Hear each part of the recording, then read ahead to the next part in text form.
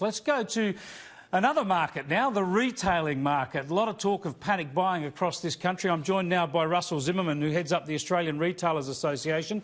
Thanks for joining us, Russell. We've seen photos today on social media, a lot of television footage of empty shelves in supermarkets across Sydney and other parts of the country. What's your feedback? What reports are you getting of panic buying of basic essentials?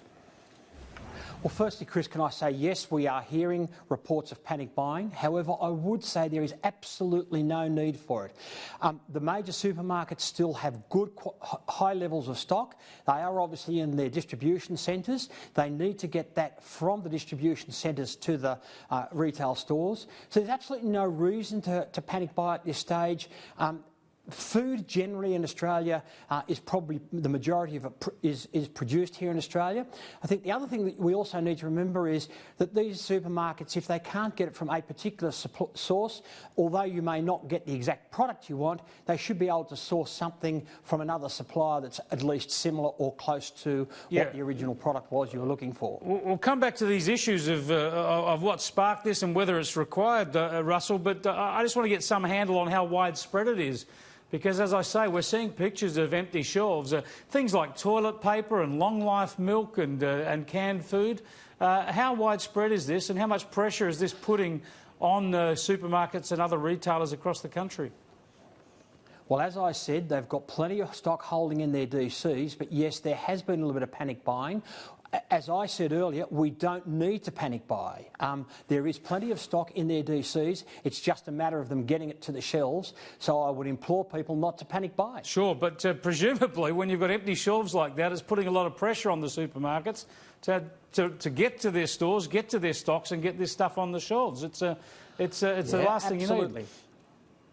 Yeah, look, absolutely. It does put pressure on them. Hence, I'm saying don't panic buy. There'll be plenty of stock for everybody if you don't panic buy. And if they can't get it from supplier A, they'll get it from supplier B. Now, tell us how widespread is this? Is it in all states or is it particularly in Sydney? No, it's localised. According to the supermarkets that I've spoken to, it's fairly localised and it has happened in a couple of areas. But generally speaking, it's not across the board. So I don't think you need to think about this as a widespread problem. It's just very localised.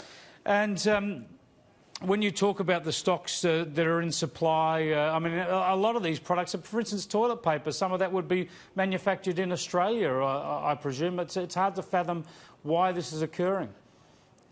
Well, the toilet paper is a product that we get both from overseas and locally.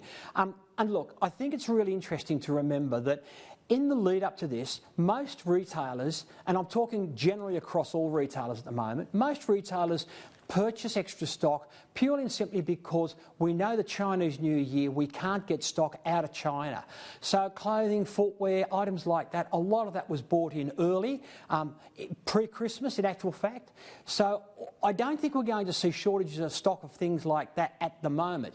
I think long term we may see some hiccups sort of around the April-May period where things become a little bit delayed. And again, I just don't think there's a need to panic buy. There'll be plenty of product for everybody. Most of us have got shoes and clothing that we can wear anyway. It's just that we like to go out and buy it in the new season. So yes, we may see some shortages later on, but at the moment everything's fine. There's no need to panic buy. Yeah, Russell, have you been able to pin down on what's triggered this? Is it just a general response, or has somebody in some public position said something? Do you think that's triggered this response in some people? Look, I think the Prime Minister made a remark late last week, something to the effect of, you know, this is the virus is quite strong and we need to be aware of it. And I think that has created in people's mind the fact that we need to get out and shop and get all these supplies. In actual fact, all he was doing was warning people that, yes, the virus is you know, it's in Australia and we need to be prepared for it. Now, preparing for it is not going and panic buying. Indeed. Thanks so much for joining us, Russell. Thanks very much, Chris.